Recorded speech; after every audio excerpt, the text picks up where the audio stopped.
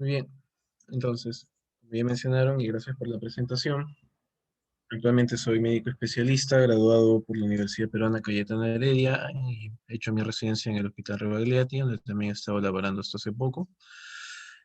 Asimismo, también soy docente actualmente en la Universidad Peruana Unión y estoy cursando una maestría en la University College of London de Educación para Profesiones de la Salud. Espero que todos podamos aprender el día de hoy un poco más de sodio y al final de la ponencia, si es que hay alguna duda, pueden dejarla en el chat del Facebook y lo podemos contestar sin ningún problema. Vamos a hablar de hipernatremia el día de hoy. Y siempre he creído que la mejor forma de entender este tipo de trastornos, desde que lo enseñaba como residente, era a través de casos clínicos, ya que los trastornos de sodio son de los trastornos electrolíticos más frecuentes que se ven en la práctica clínica. Entonces comencemos con un poco de anamnesis simple, de filiación.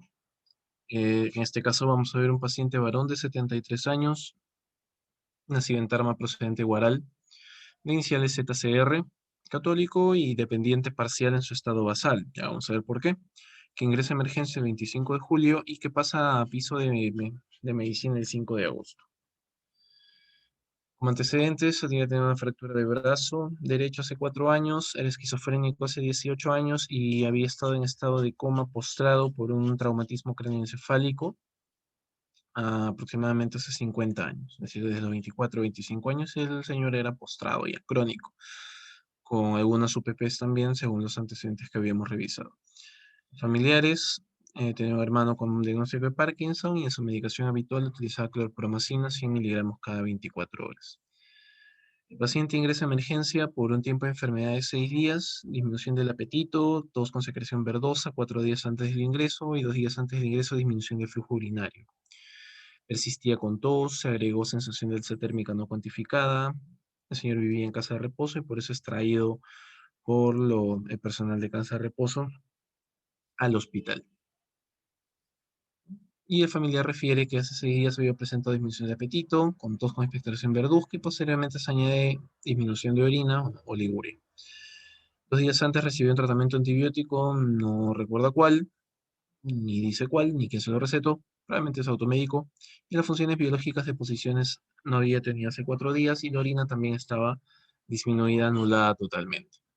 El señor, si bien era postrado y era esquizofrénico, colaboraba parcialmente con la alimentación, con algún poco de movilización en los brazos, en las piernas, pero no hablaba mucho, no conectaba, no tenía facilidad de palabra, no había una buena fluencia de la palabra, no había una conexión adecuada de la conciencia. El examen físico, lo resaltante, no es todo el examen físico, pero lo resaltante era, si bien no habíamos encontrado fiebre, había una temperatura de ingreso de 36,7, estaba saturando 86%. Recuerden que esto es del 2017, antes de toda la pandemia, así que por favor no piensen en COVID por ahora. Los miembros inferiores estaban en región espástica, el abdomen excavado, pero lo importante y más resaltante era a nivel de tórax y pulmones, teníamos el hemitórax derecho, crépitos en el tercio medio inferior, y en el hemitórax izquierdo, crépitos en el tercio inferior con roscante difusos. Le tomaron un examen de análisis de gases arteriales, nada, y evidenciaron que básicamente sí había hipoxemia, pero no había un trastorno hidroelectrolítico importante. Ojo, los diagnósticos de trastornos hidroelectrolíticos muchas veces, por no decir casi todas, no son un diagnóstico de ingreso de arranque, porque hay causas más sencillas de explicar las razones por las que ingresan los pacientes. A veces es la única, venga, puede pasar, pero normalmente suelen ser consecuencia de otra cosa.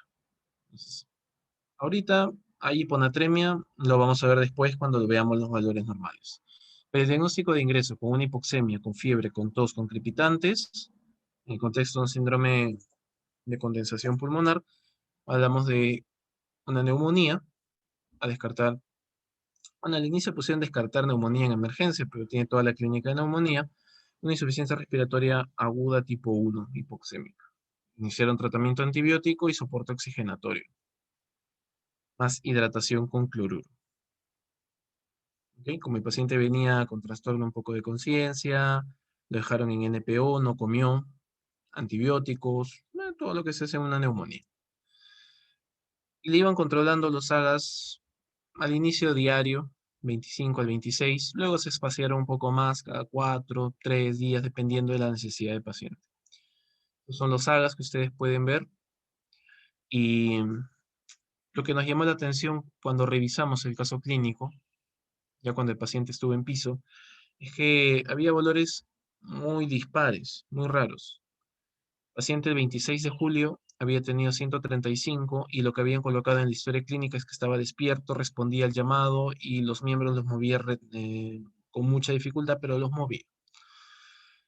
Y dentro de su tratamiento le estaban dando dieta licuada por sonda y le estaban dando dextrosa, le estaban hidratando.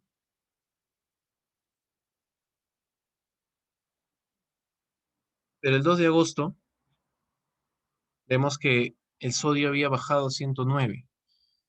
Bruscamente nos llamó la atención, como pueden ver aquí.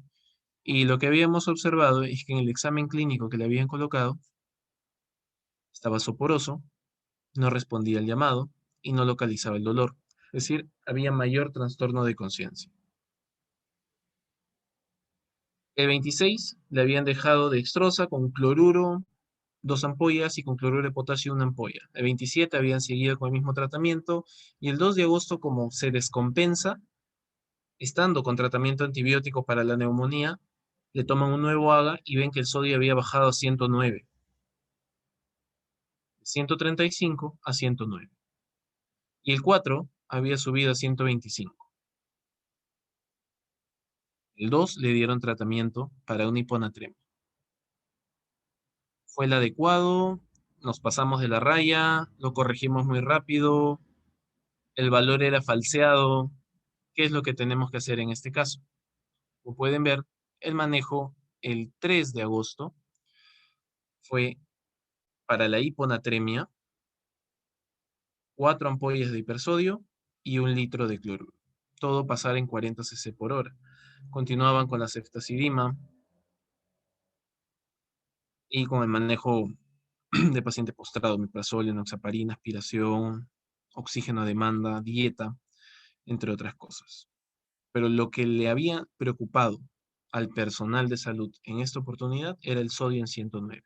Pero ¿quién les avisó de que este sodio estaba en 109? El trastorno de conciencia. Una exacerbación en el compromiso neurológico, de que el paciente estaba despierto y obedecía órdenes simples a estar soporoso. Eso es lo primero que ustedes tienen que entender en el manejo de una hiponatremia o de una hiper también, como lo vamos a ver después. Las manifestaciones más importantes son las neurológicas, y sobre eso ustedes tienen que estar abocados. El 3 de agosto no le tomaron un control de sodio, pero seguía no conectado y gesticulaba el dolor.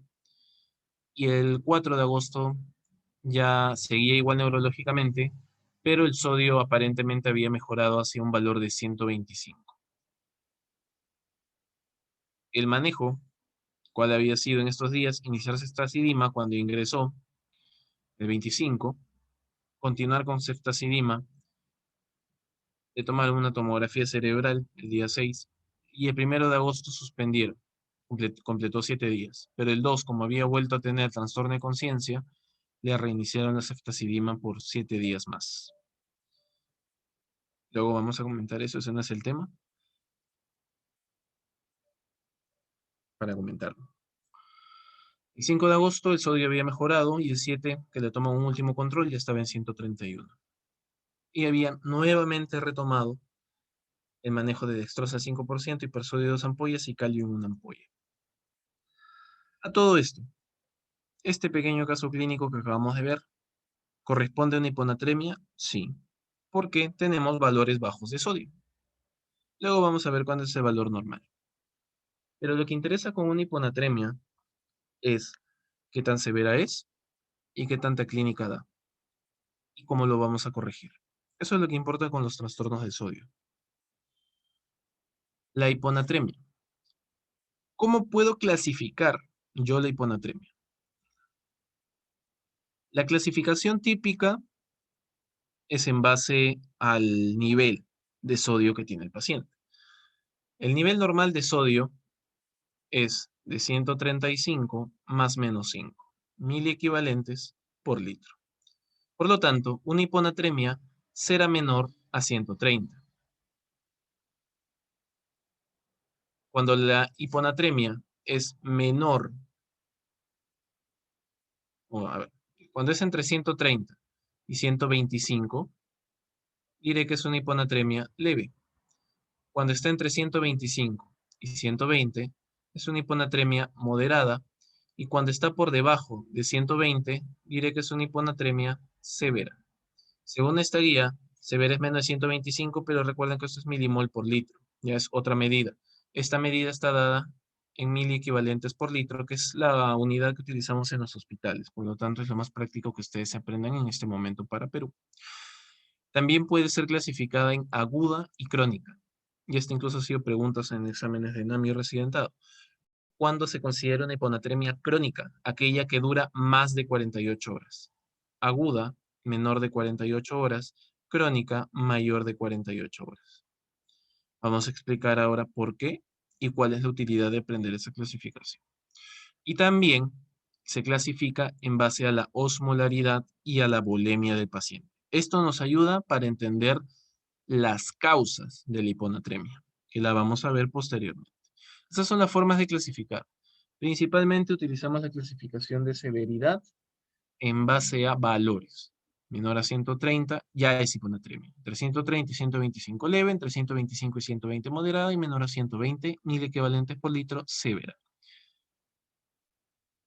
Pero también nos interesa la clínica. La clínica del sodio es clínica neurológica. Sodio, N de sodio, N de neurológico. ¿Ya? Pero esta clínica neurológica puede venir acompañada de otras cosas.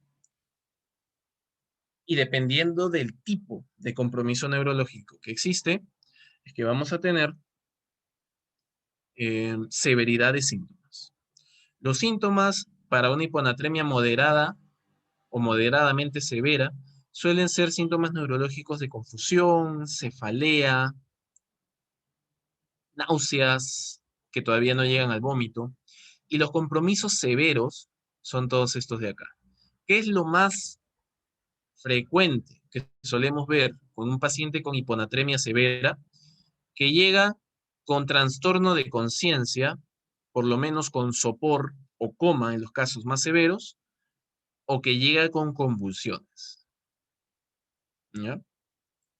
Somnolencia profunda, que es sopor, y coma o convulsiones. Esos suelen ser los síntomas, los signos más frecuentes de la hiponatremia severa. ¿Por qué es importante? Porque toda hiponatremia con clínica de severidad debe ser manejada. Si tú sospechas que ese paciente está convulsionando porque tiene el sodio en 127, por más que no sea un valor de hiponatremia severa, debe ser manejado como tal. ¿Ok?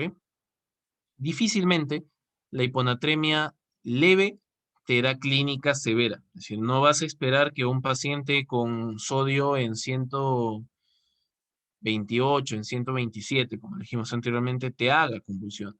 Pero si es tu única causa, manéjalo. Si tu criterio clínico te hace sospechar, tienes que manejarlo. ¿Ya? Pero es muy difícil que una hiponatremia leve te dé síntomas severos. Lo que sí se ha visto es que hiponatremias moderadas, es decir, hiponatremia en 122, 123, sí te puede dar clínica de severidad. Eso sí lo hemos visto. ¿Ya? Igual la tienes que corregir. Muy bien. Ahora, lo que hemos dicho, ¿no? Hiponatremia es por debajo de 100, bueno, en realidad por debajo de 130. ¿Ya? Por debajo de 130 y el equivalente por litro es hiponatremia. Hiponatremia puede ser asintomática, puede ser con síntomas leves, puede determinar, y lo importante en una hiponatremia es determinar la osmolalidad sérica. ¿Para qué? Para nuestra clasificación clínica funcional. La hiponatremia se clasifica en hipo, iso o hiperosmolar. Pero ¿cómo calculo yo la osmolaridad? Los AGAs modernos actualmente nos dan la osmolaridad, pero hay muchos AGAs que no lo dan, hay muchas preguntas de examen de ENAM residentado que no lo dan. Entonces, nuestro trabajo también debe ser aprender a calcular la osmolaridad. ¿Y cómo calculo la osmolaridad? Bien fácil. 2 veces el sodio más glucosa sobre 18. El boom entre 2,8 o la urea entre 5,6 puede en algunos casos ser obviada, puede ser depletada como valor de la osmolaridad normal, ya que su valor es muy bajo. Por ejemplo, el sodio, valor normal, 135. 140 también normal. Ya, listo. 2 por 140, 280. Es un montón. Glucosa entre 18, 100 que sea el valor. Glucosa entre 18, más o menos 9. También me suma. Pero el boom entre 2,8, la urea, el valor normal es 20, 30, y eso entre 5, me da muy poco. Incluso menos, se piensa que tienen urea en 10, en 15, y dividido entre 5,6, me da un valor muy bajo que incluso puede ser despreciable. La gran mayoría de gente, para hacerlo rápido, sodio y glucosa son los únicos que cogen. Pero si en el examen, digamos, le dan la urea, le dan el boom, es porque quiere que también utilicen ese valor para calcular. Y el valor normal oscila en miliosmoles por litro, 280 más menos 15 miliosmoles por litro. ¿Cómo vamos a clasificar entonces nuestra hiponatremia?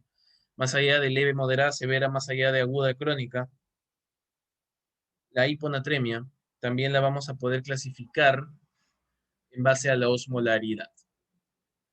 La osmolaridad puede ser que sea hiposmolar, que sea isoosmolar o que sea hiperosmolar. ¿Qué significa eso? Yo calculo la osmolaridad, 2 sodio más glucosa entre 18 y me sale un valor en, no lo sé, 330, es un montón, hiperosmolar.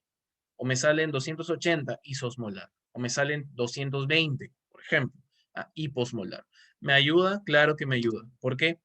Porque la hiposmolar es la que se considera como hiponatremia verdadera. Y por eso se clasifica también en euvolemia, hipovolemia e hipervolemia. En cambio, la hiponatremia iso e hiperosmolar se van a clasificar como hiponatremias facticias o pseudohiponatremia.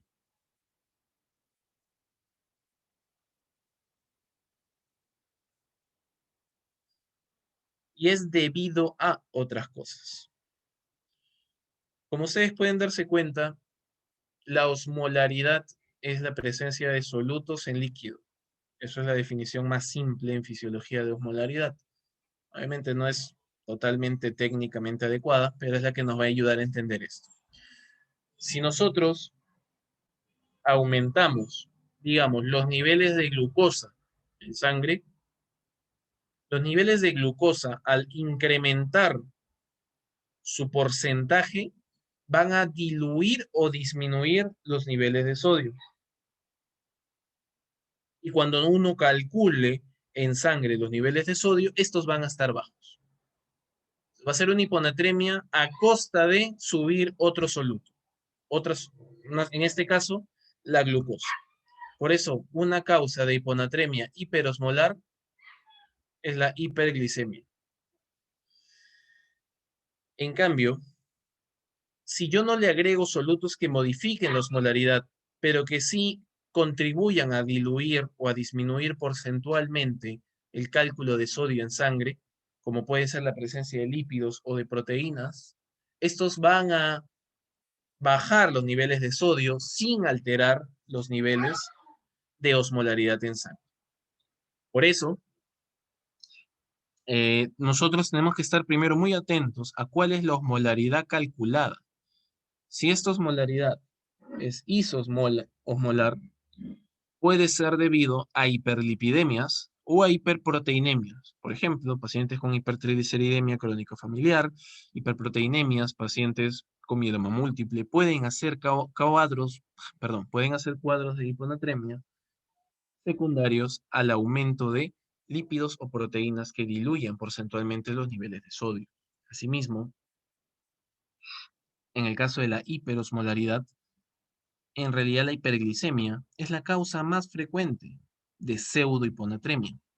Por ejemplo, y lo más típico es que un paciente con cetoacidosis diabética debut llegue con 600 de glicemia y llega con sodio en 128, llega con sodio en 129 y tú te asustas, o si, llega con sodio en 125 y tú te asustas, pero lo primero que tienes que hacer es corregir y ver cuánto es el valor normal en base a la glucosa.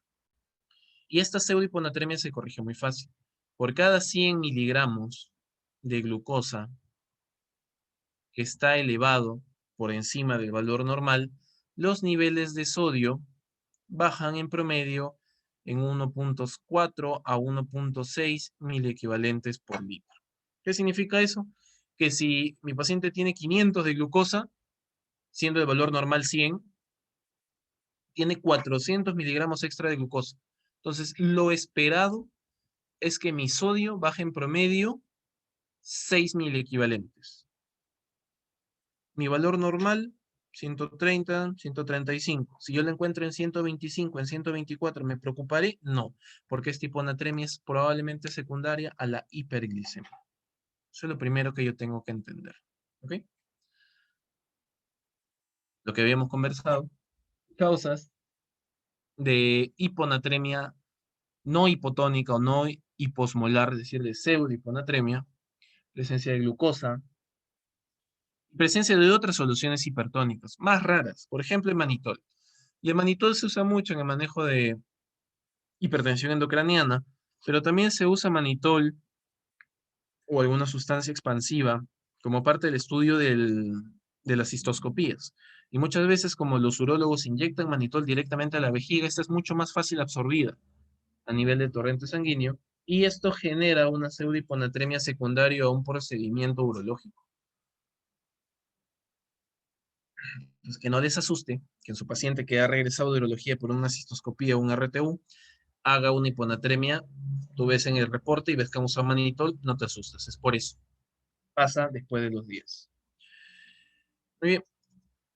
Ahora, ¿qué pasa cuando ya he calculado yo que mi hiponatremia es justamente debida a la hiposmolaridad? Es hiposmolar como tal. Primero voy a ver la volemia. Puede ser hipovolémica, significa que ha depletado agua y sodio, como puede haber pérdidas renales, pérdidas por vía digestiva. Puede ser euvolémica, donde lo único que hace es aumentar el agua, pero el sodio es normal. Típicamente tres causas: falla suprarrenal, hipotiroidismo y síndrome de secreción inadecuada de hormona antidiurética, el llamado CIHAT.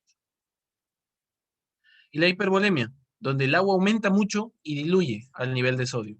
Este es básicamente síndromes de tercer espacio, eh, producto de falla de órgano, falla cardíaca, falla hepática, falla renal, donde comienza a acumular líquido, falla, aumenta el volumen intersticial, o aumenta el líquido intersticial y el líquido intracelular y se diluye el nivel de sodio. De estas, a nivel hospitalario, la más frecuente es el CIHAT. Ojo, pregunta examen también en este tipo de exámenes de NAM residentado. ¿Cuál es la causa más frecuente de hiponatremia hospitalaria? CIHAT. ¿Ya? Y extrahospitalaria, no hay una causa más frecuente, pero suele ser típicamente la hipovolémica, porque los pacientes vienen con infecciones y vomitan y tienen falla renal, ¿ya? Dependiendo de la literatura. Algunos dicen es hipervolémica por falla cardíaca, por falla renal, que es más frecuente que un paciente que venga con vómitos severos. Pero eso no lo suelen preguntar porque hay discrepancias en la etiología. En nuestro medio hablan más de la intrahospitalaria y de esas es el CIHAT.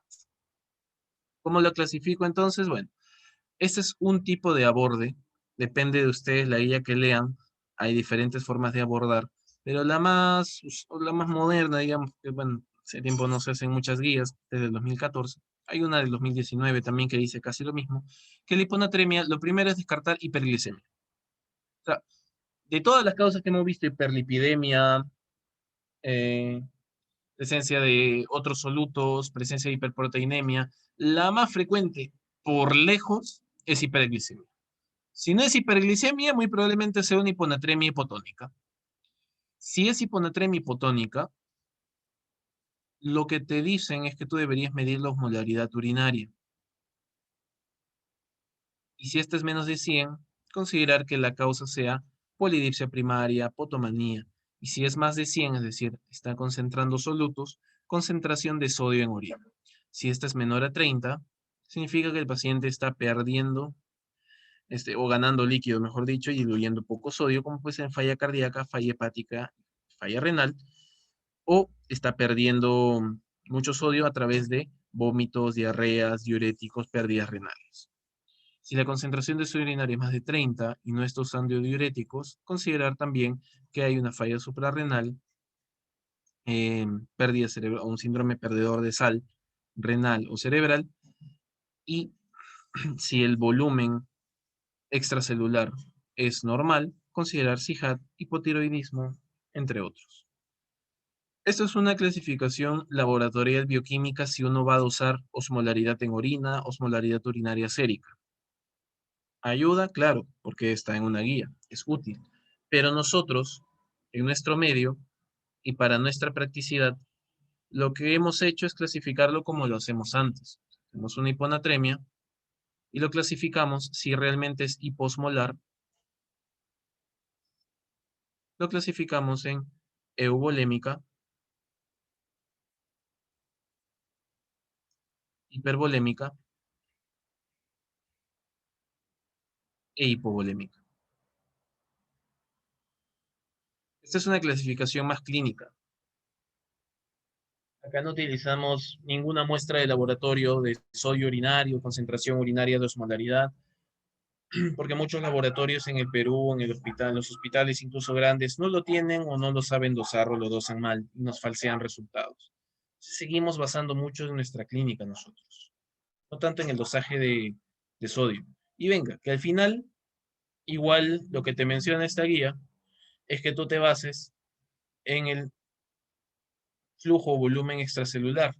Si está expandido, o sea, si el paciente está hipervolémico, falla cardíaca, falla hepática, falla renal. Si está hipovolémico, depletado, diarrea, falla renal, tercer espacio. Y si está normal, SIHA, hipotiroidismo y falla suprarrenal.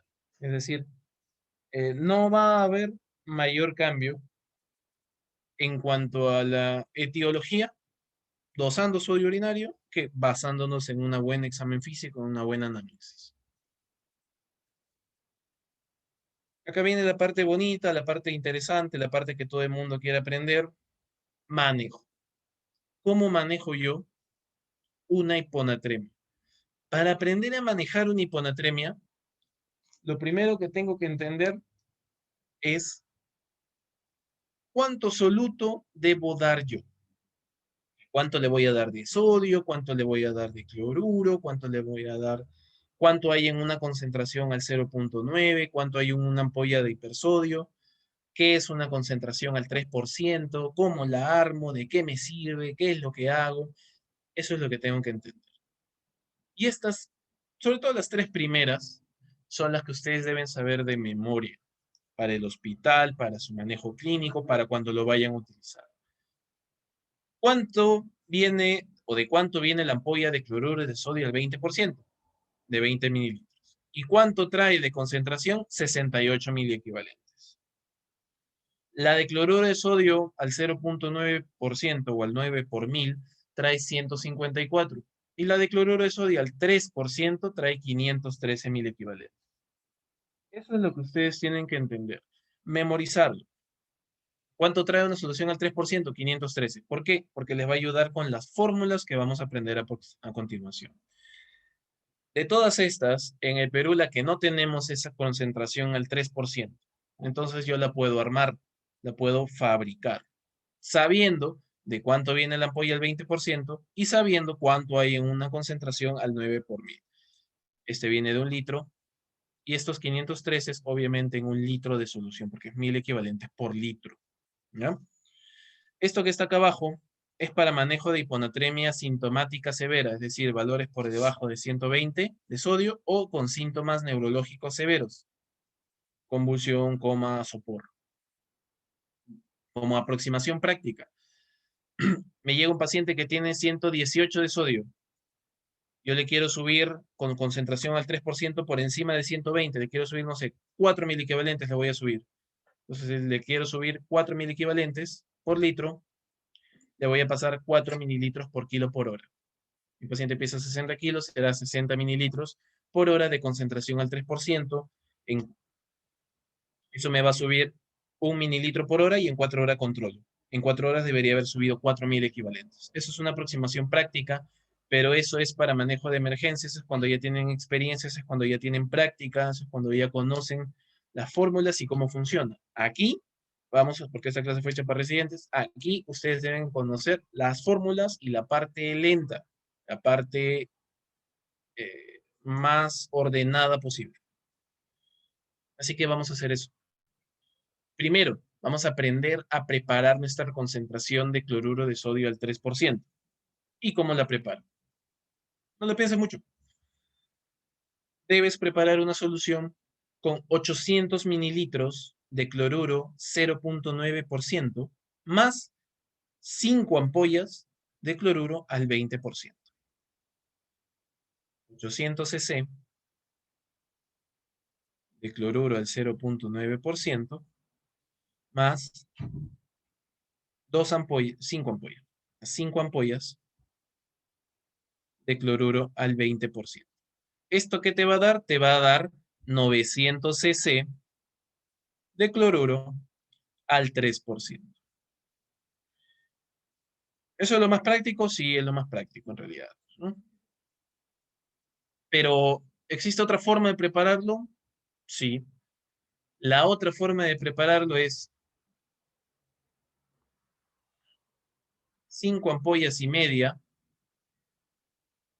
de cloruro al 20%, que vendrían a ser 110 cc, y cloruro de sodio al 0.9%, 790 cc. 890 cc. ¿Estos que nos va a dar? Nos va a dar 1 litro de cloruro de sodio al 3%. La gran mayoría de personas, cuando la aprende esta fórmula de acá. Personalmente, pues, por el hospital donde trabajaba, usaba esta fórmula, pero a criterio personal, esto es propio, creo que esto es más práctico, porque hacerle romper media ampolla a la enfermera y que acá le meta media ampolla más, para ni siquiera usar el litro entero, porque vamos a ver que no vas a usar ni siquiera 1 litro, ni siquiera medio litro de solución al 3% vas a usar, me parece un desperdicio. Me causas exactamente 5 ampollas con 800 cc.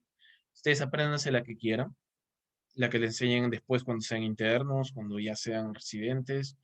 No importa, lo importante es que sepan preparar, cualquiera de las dos, da igual, o las dos si quieren, da igual. Sepan cómo preparar, eso es más importante. Pero antes de eso, tenemos que tener nuestras cosas claras. Habíamos visto que nuestro paciente había pasado de 109 a 125 en más o menos 48 horas. Eso estuvo bien, estuvo mal, no lo sé. Yo tengo que entender que con los trastornos de sodio tengo que tener cuidado en cómo los corrijo. Yo no tengo que corregir más allá de 10 milimoles, miliequivalentes, en este caso es lo mismo, en 24 horas o 18 en 48 horas, si es que yo no tengo riesgo de desmielinización osmótica.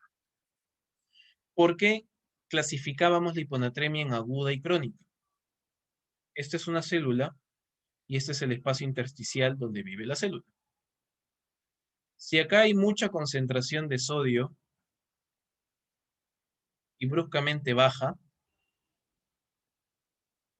el líquido intercelular va a comenzar a botar sodio, pero junto con sodio bota agua y comienza a haber una depresión intracelular y la célula comienza a morir. Esto, si fuera una célula de la piel, pasa nada. El problema es que esto afecta sobre todo a las células del sistema nervioso central, neuronas. Y ocurre lo que antes se le llamaba mielinolisis pontina. Actualmente se le llama desmielinización osmótica, porque hay un cambio tan brusco de osmolaridad intracelular, tanto para hipo como para hipernatremia, que la célula neuronal se ve afectada. Y el paciente no lo manifiesta en ese momento, porque el daño suele ser más sensitivo motor, pero sensitivo en un inicio, sino que comienza con manifestaciones posteriores, comienza con manifestaciones a las 2 semanas, cuando tú tranquilamente ya no te haces responsable, bueno, porque ya no está a tu cargo, pero fue tu culpa. Si tú corriges más de 8, cuando el paciente tiene riesgo de desmilinización en 24 horas o más de 18 en 48 horas, vas a tener riesgo de desmilinización osmótica. Por eso, por un mecanismo de protección, ni siquiera llegamos a 8 en 24 horas. Esto es lo máximo que te puedes permitir. Pero nosotros, para prevenir, solemos hacer 6.000 equivalentes litro por día como valor máximo cuando calculamos la fórmula para protegernos, para evitar llegar a esto. ¿Y cómo se manifiesta una desmielinización osmótica?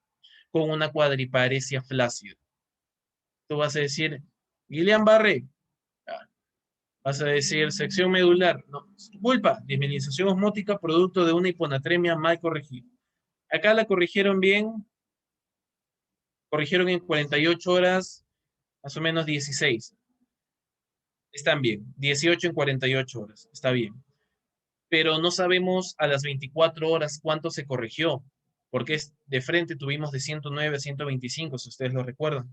Pero a las 24 horas no tenemos un control y eso está pésimo, porque acá le han dado concentraciones de sodio muy altas, le dieron un hipersodio o un sodio al 9 por mil con 4 ampollas de hipersodio. O sea, prácticamente le han dado una concentración al 3%, casi, casi. Entonces, este control debería haber sido más estricto y ya lo vamos a ver cómo es el control que tenemos que conocer.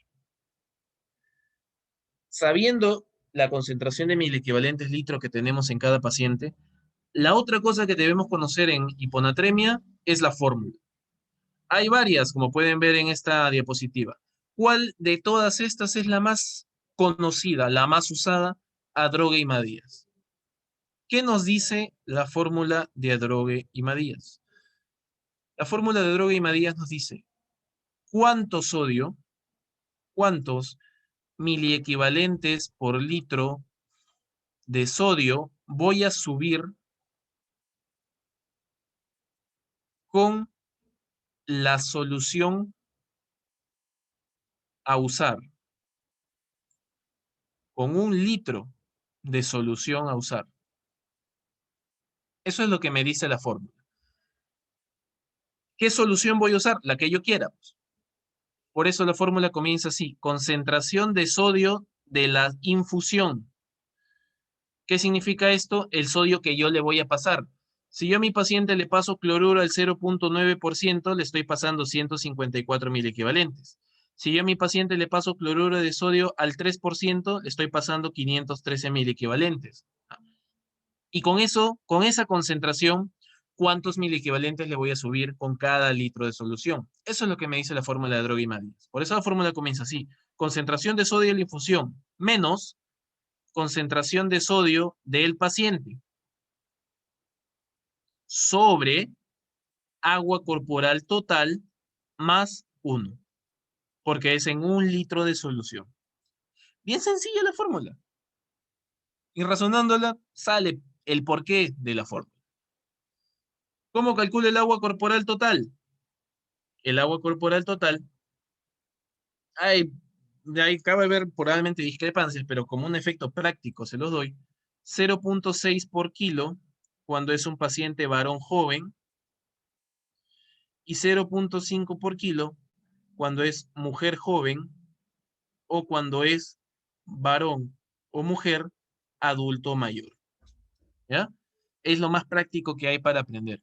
Paciente varón de 70 años que pesa 60 kilos. ¿Cuánto es su agua corporal total? 35. La mitad, ¿no? 0.5 por su peso. Paciente mujer de 24 años que pesa 60 kilos, ¿cuánto es agua corporal total? 30. Es la mitad. Paciente varón de 28 años que pesa 70 kilos, ¿cuánto es agua corporal total? 42.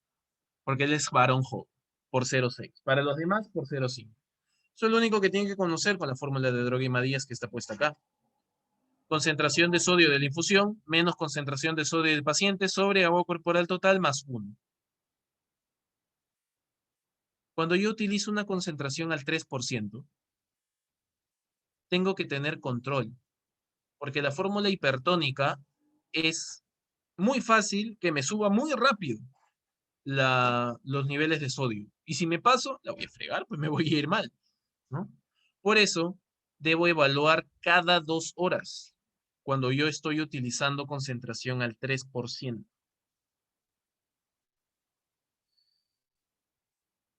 En este paciente, comenzaron con 4 ampollas y cloruro al 0,9 y no hubo controles posteriores.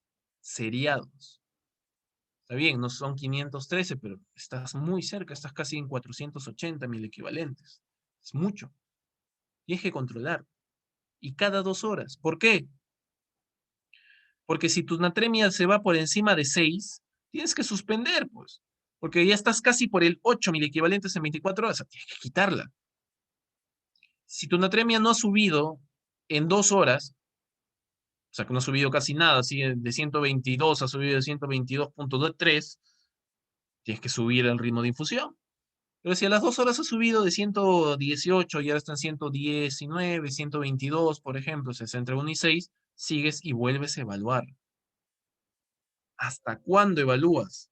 ¿Hasta que la hiponatremia deja de ser severa o hasta que los síntomas neurológicos han sido corregidos? Eso es lo que te dicen acá.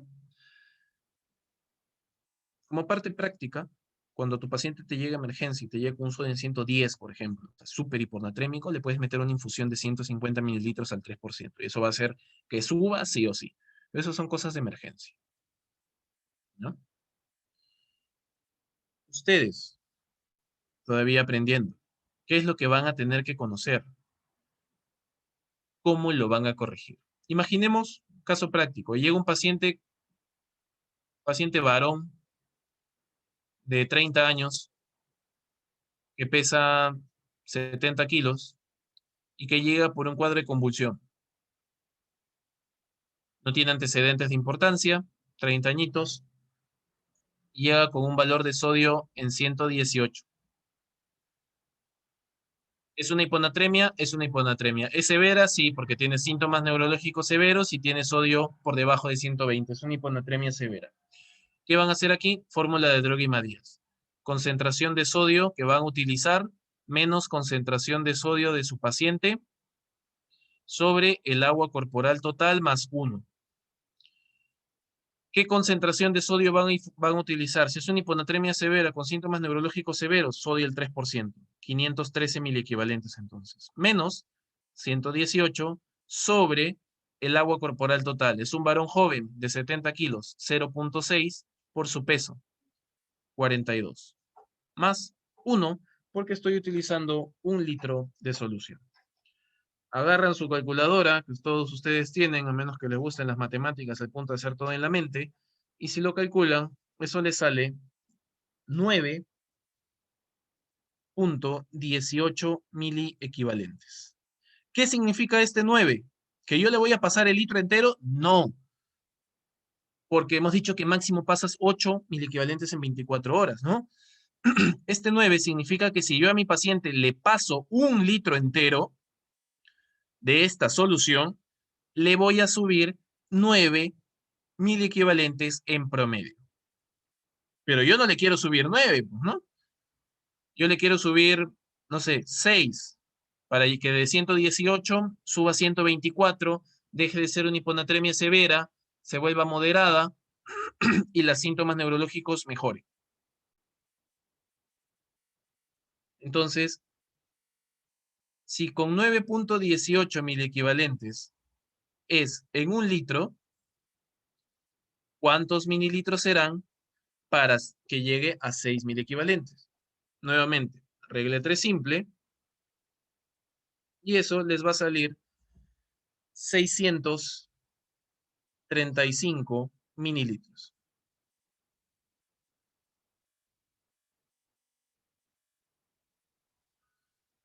Perdón. ¿Qué significa eso?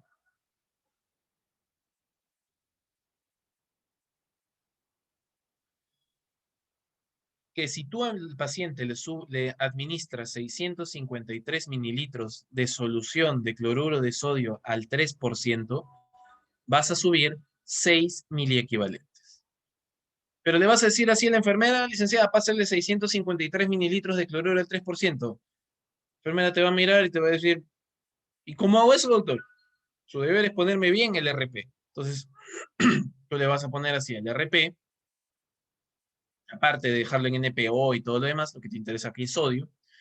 Concentración de cloruro al 3%. ¿Cómo lo armaba? Ah, ya. 800 cc de cloruro al 0,9 y cloruro al 20%, 5 ampollas. Y esto lo vas a pasar en 24 horas. Pero lo que tú quieres pasar en 24 horas son los 653 mililitros. Y para pasar 653 mililitros en 24 horas, ¿a cuánto lo vas a tener que pasar? A 27 cc por hora.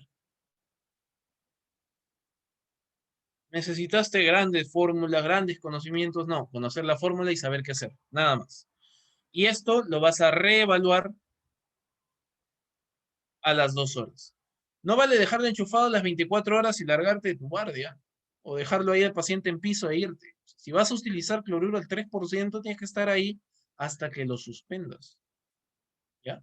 Por eso que la mayoría no lo quiere recetar, pues, porque después tiene que hacer más trabajo y acá trabajamos a la ley de mínimo esfuerzo. Eso está mal. Entonces, ese es un ejemplo de cómo utilizar cloruro al 3%. El tratamiento, como dijimos, dependiendo de los síntomas, dependiendo de la severidad, dependiendo del tiempo. Después vamos a tener unos ejemplos más, y acá escritos para que los podamos ver, y cómo trabajar con ellos. En la contraparte, la hipernatremia es definida como aquella por encima de 145 y se puede deber sobre todo a dos cosas: a que gane mucho sodio. ¿Y cuánto es que gano mucho sodio, Sebas? Cuando comienzo a elevar mi ingesta de sodio. A veces lo hago yo con cápsulas con tratamiento, a veces lo hace el mismo médico influyéndome o dándome demasiado cloruro de sodio en la solución. Y la otra causa, pérdidas de agua, pero pérdida de agua libre. Generalmente pérdidas por tracto gastrointestinal, quemaduras, sudoración excesiva, golpes de calor, hipertermias malignas, y pérdidas renales, diabetes insípida o diuresis osmótica por uso de manitol como principal causa, o usa acetazolamida. ¿Ya? ¿Cómo regula la antidiurética? Pues en base a la osmolaridad. Cuando los niveles de osmoles se elevan por encima de 283, el mecanismo de la sed comienza a actuar. Y lo primero que se activa es la sed. Perdón, lo primero que se activa es la ADH.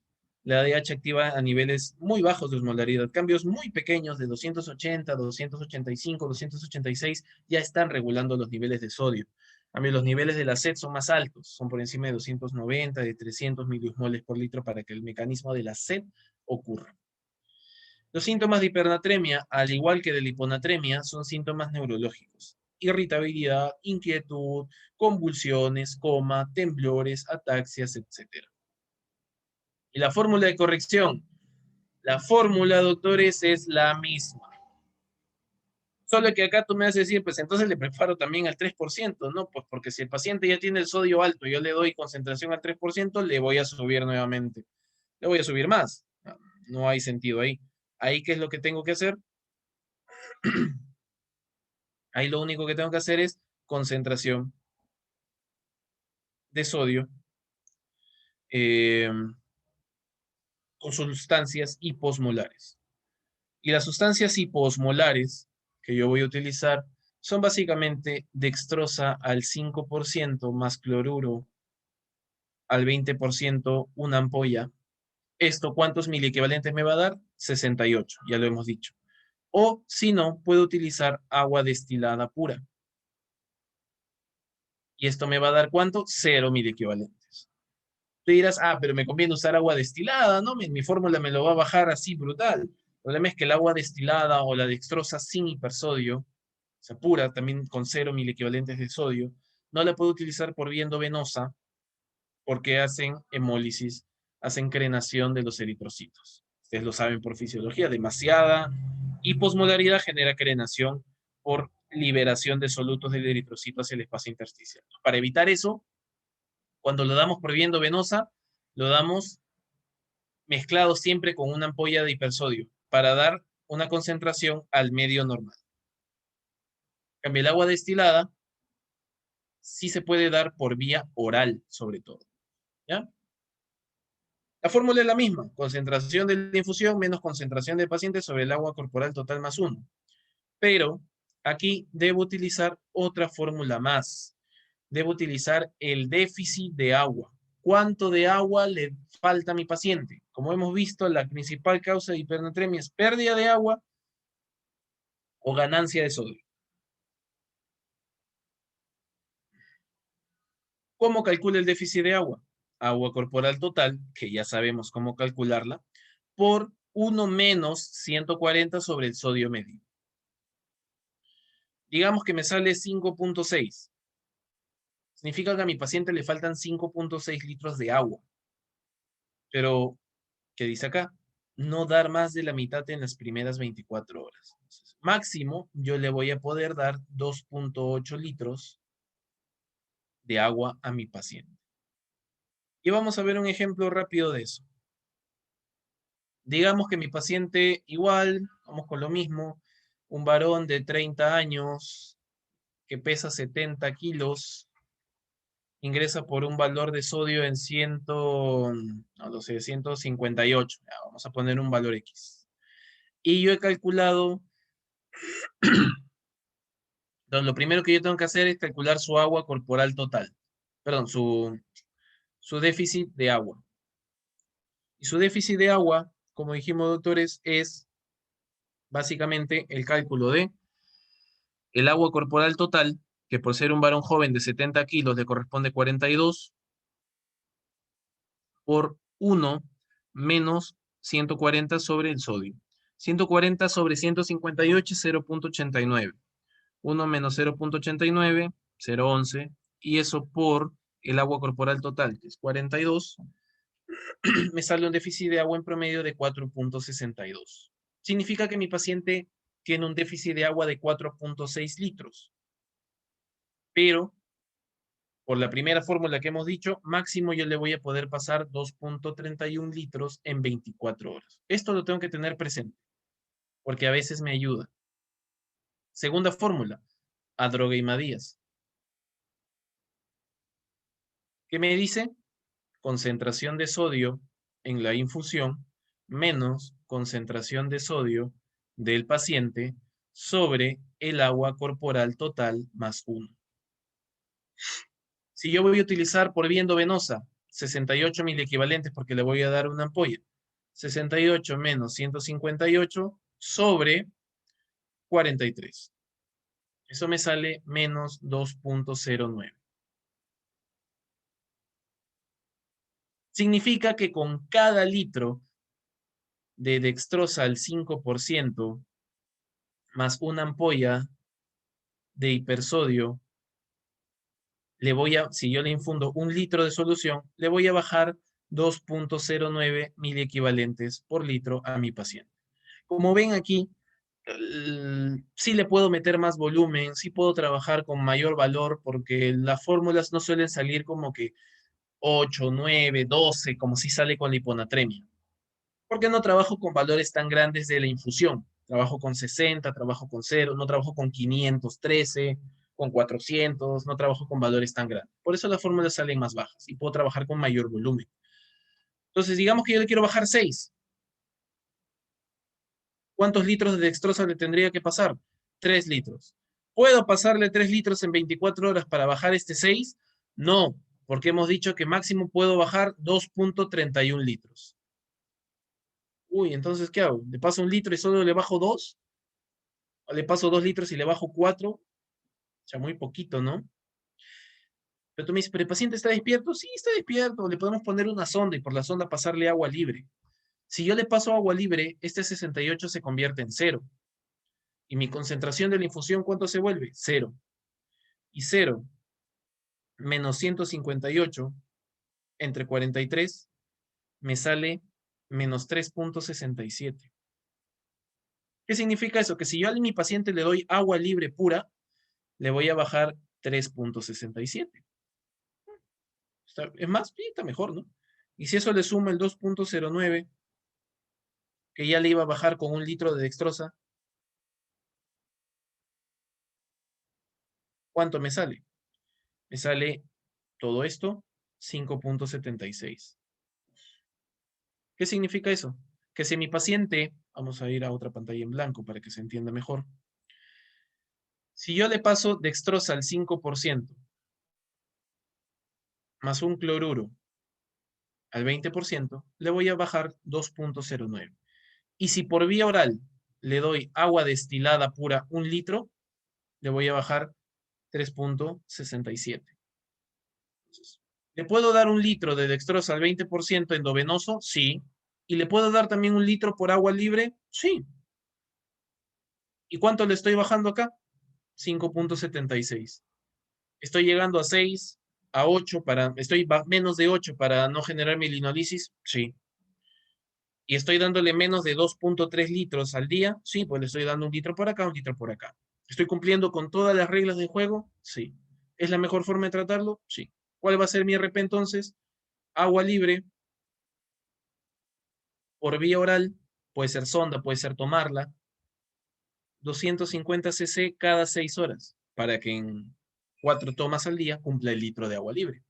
Más dextrosa al 5%, 1000 cc, y cloruro al 20%, una ampolla, 1 litro en 24 horas. Listo, nada más. No necesitaron hacer más. Manejo sencillo de hipernatremia. Estas son las concentraciones que ustedes deben conocer y las fórmulas que más o menos deben conocer de agua corporal total. La fórmula de Droga-Díaz, por favor, siempre en la cabeza, y la fórmula del déficit de agua. ¿Ya? Para que conozcan más o menos la reposición de fluidos, y vamos rápidamente a ver unos cuantos casos antes de terminar.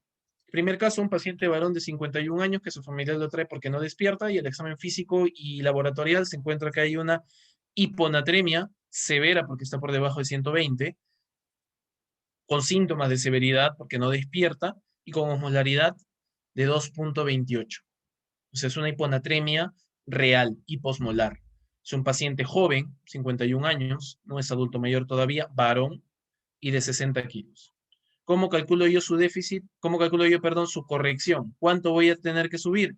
Utilizaré mi fórmula de Droga-Díaz. Concentración de sodio de la infusión menos concentración de sodio del paciente sobre el agua corporal total más 1. Concentración de la infusión, 513. Voy a utilizar solución al 3% porque el paciente está con hiponatremia severa, el paciente está con síntomas de severidad. 513 menos, ¿cuánto tiene el paciente? 116 sobre su agua corporal total. Es joven, 60 por 0,6, 36 más 1. 513 menos 116 sobre 37 me sale 10,73. Si ustedes lo quieren ir haciendo en casa, bacán. Si no, después pueden ir también revisándola. ¿Qué significa esto?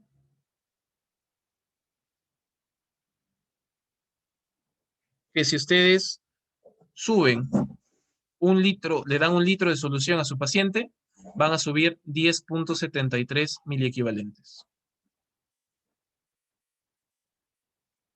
Pero yo no le puedo subir tanto.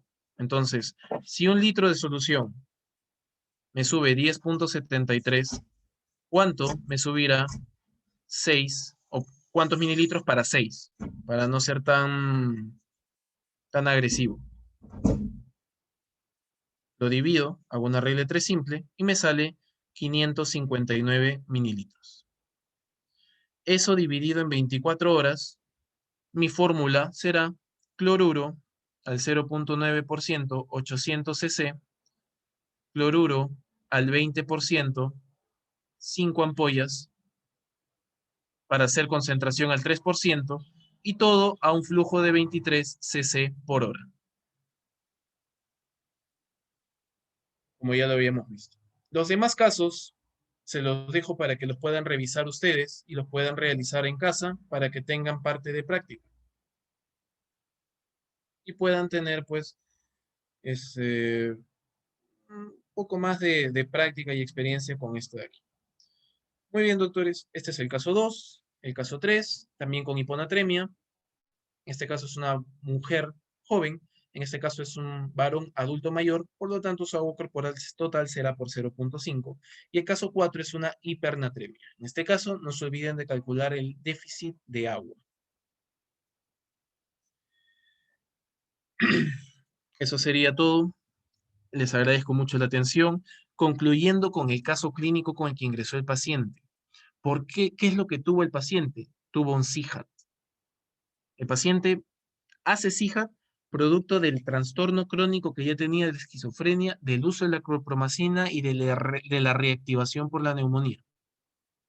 Asimismo, la hiponatremia fue causada por una sobrehidratación con dextrosa y cloruro al 2%, ya que el CIJAT, el manejo es restricción hídrica, y a su vez, de restricción hídrica es uso de baptanes, pero aquí no tenemos baptanes, así que nuestro manejo es restricción hídrica.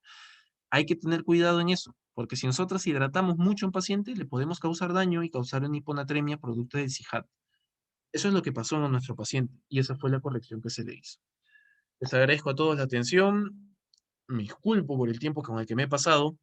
Si hay alguna duda, la pueden hacer por este medio. Les agradezco la atención nuevamente y gracias por la invitación también al comité organizador. Muchas gracias.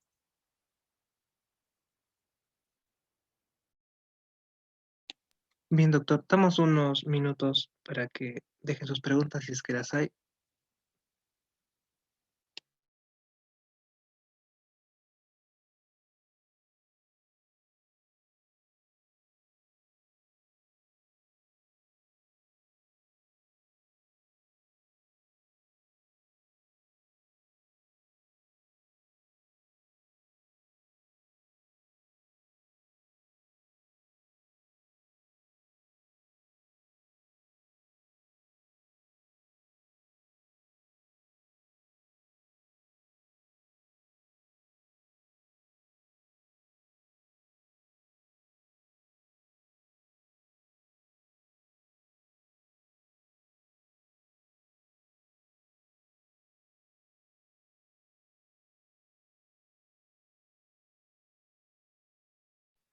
Bien, doctor, gracias por esta ponencia. Me parece que no hay preguntas por parte de nadie, todos agradecen. Excelente ponencia. Gracias, doctor, nuevamente por acompañarnos hoy. Y les recuerdo que nos vemos hasta el día jueves a las 6 de la tarde, que vamos a tocar el tema de trastornos del potasio y corrección, y estará a cargo de la autora Claudia Otoyangulo. Buenas noches con todos y gracias nuevamente. Muchas gracias. Hasta luego. Cuídense mucho.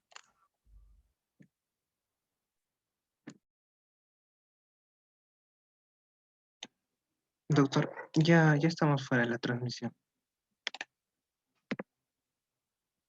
Perfecto, muchas gracias. Gracias y para cualquier cosa siempre estoy atento y dispuesto. Gracias por la invitación. Nos vemos. Cuídense mucho. Ya, hasta luego. Gracias, doctor. Hasta luego. Buenas noches. Ay, ay, ay.